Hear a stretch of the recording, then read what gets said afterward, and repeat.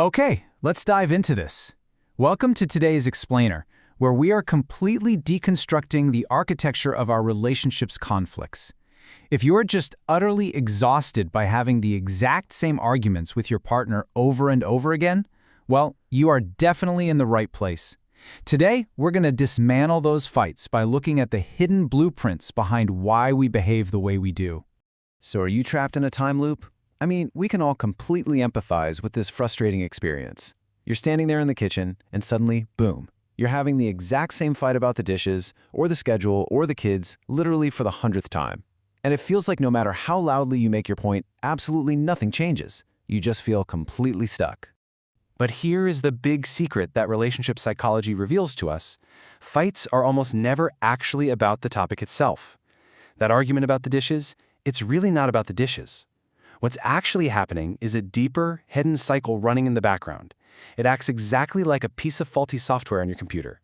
You see, you aren't having a real dispute over chores. You're experiencing a glitch in your relationship's background programming. Section 1. The endless argument loop. Without changing this underlying architecture, couples are basically doomed to have the exact same fight in different rooms for the rest of their lives. Section 2. The trigger, meaning, reaction cycle. Now, what's really interesting about this slide is the predictable, almost mechanical rhythm that actually governs these repetitive arguments. Let's walk through this split-second process together. It all starts with step 1, the trigger. And this could be incredibly minor. We're talking about a specific tone of voice, maybe a heavy sigh, or just a late text message. Then, instantly we move to step 2, which is meaning. In a fraction of a second, your mind fills in the blank based on past hurts, and it assigns a meaning like, oh, they don't respect my time. It is absolutely wild how fast our brains jump to the worst possible conclusion, right? Anyway, that assigned meaning forces step 3, the reaction. You might get highly critical, or you might completely shut down. And the real catch here? That defensive reaction immediately becomes the trigger for your partner, who then invents their own meaning and reacts right back, and the software just loops. Psychologists actually call this the Waltz of Pain. Looking at this objectively, this cycle turns a simple, everyday disagreement into a highly painful dance. But here's the reassuring part. Neither of you are inherently the bad guy. In this waltz, both partners are merely reacting to each other's protection strategies. You're literally just two people trying to keep yourselves safe, but you're stepping on each other's toes to the exact same terrible song. Section 3. Anxious versus avoidant styles.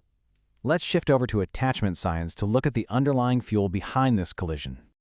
Okay, so we have two main styles interacting here. The anxious attachment style is characterized by a fast, urgent pursuit. During a fight about those kitchen dishes, they seek connection urgently because their core fear is abandonment.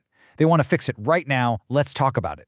But on the other side, the avoidant style experiences that intense pursuit and feels completely flooded.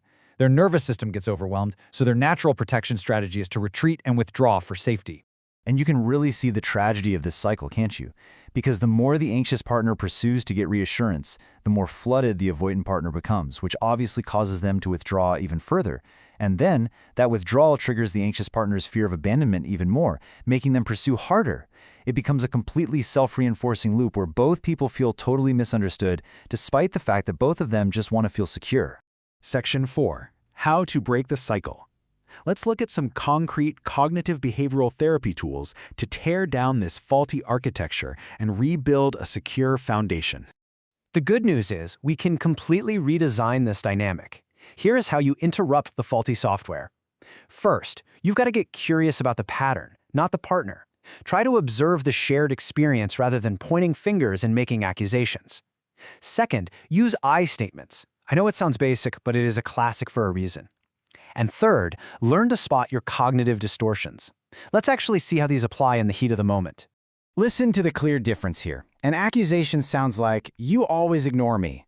That is guaranteed 100% of the time to trigger a defensive shield. Now consider a shared experience instead. "I feel disconnected when we stop talking, and I need a little reassurance." Shifting your focus from blame to vulnerability completely changes the architecture of the conversation. It builds a bridge rather than pushing your partner away. Another absolutely crucial step is identifying when your own brain is lying to you. This is what CBT calls a cognitive distortion. A really common one is black and white thinking. This is when you convince yourself of absolutes. You tell yourself a story that your partner never cares or they always mess up. Once you catch that exaggerated internal story, you are suddenly empowered to choose a completely different, much healthier reaction. Now, breaking a years-long cycle isn't going to be easy overnight, and it definitely takes time. But honestly, just noticing the cycle is the very first step to building healthier connections. The research actually points to identifying your specific conflict creature, basically mapping out your unique cycle together, maybe taking a quiz to figure it out so you can both see it coming from a mile away. Which brings us to our final provocative thought. I really want you to take this question with you today. What meaning are you assigning to your partner's reaction right now? The next time you feel that familiar tension rising over the dishes or the schedule, just pause. Check your mental software. Are you reacting to them, or are you reacting to the meaning you just invented? Thank you so much for exploring the architecture of conflict with me today, and keep questioning the patterns that hold you back.